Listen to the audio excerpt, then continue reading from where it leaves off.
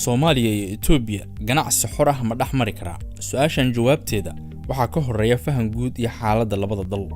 Bilowgii bishii May, Itoobiya waxa ay gashay 3 heshiis oo 3 dekedood sal u ahaayeen: Port Sudan, Lamu oo Kenya ah iyo dekeda Dorale ee Djibouti. Itoobiya waa 102 milyan oo qof oo dhul ahaan go'doonsan.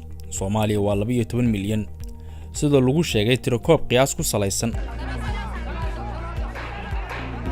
dhaqaalaha Itoobiya hadda waa dalka ugu korista badan ee Afrika.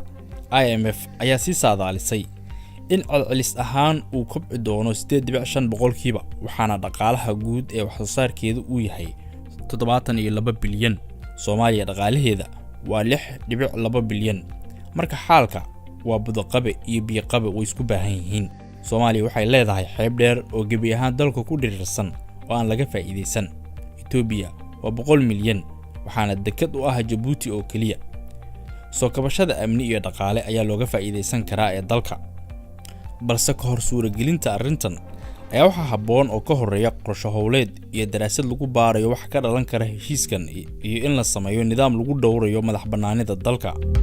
Sanadkan waxaa ka dhacay Itoobiya isbedel kadib kacdoon shacab, waxaana taa ay keentay inay dhalato dawlad ka furfuran kuwii hore oo uu ra'iisul wasaare ka yahay Abiy Ahmed.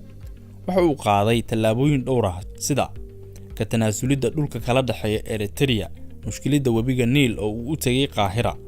Wuxuu qoraal ku soo saaray in Itoobiya ay ka baxday heshiiska Berbera. Dhammaan go'aanadan oo ka hor imaanaya siyaasadda Itoobiya, ra'iisul wasaaraha cusub ayaa qaatay, waxaana uu sheegay in mustaqbalka fog uu muhiimad siinayo. Haddaba, Soomaaliya iyo Itoobiya inuu dhaxmaro ganacsi waa muhiim.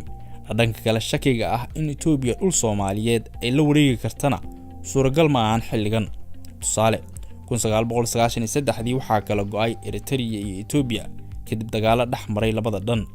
Wixii markaa ka dambeeyay Itoobiya waxaa deked u ahay Djibouti oo tirada dadkeeda ka yar yihiin 1 milyan. Haddaba, ganacsiga Djibouti iyo Itoobiya waxa uu tusaale u yahay in iyadoon la isku xadgudbin la ganacsan karo. Sidaas si la mid ah Mareykanka iyo Ingiriiska oo bari isu ahaa cadow ayaa xulufo ah. Japan iyo China oo iska dilay malaayiin qofood ayaa wada ganacsada. Dalalka Yurub oo dagaaladii koobaad iyo labaad ee dunida ay dhaxmareen ayaa hadda gaashaan buura. Marka Soomaaliya xeebaheeda ganacsi iyo maalgashi waa u baahan yihiin.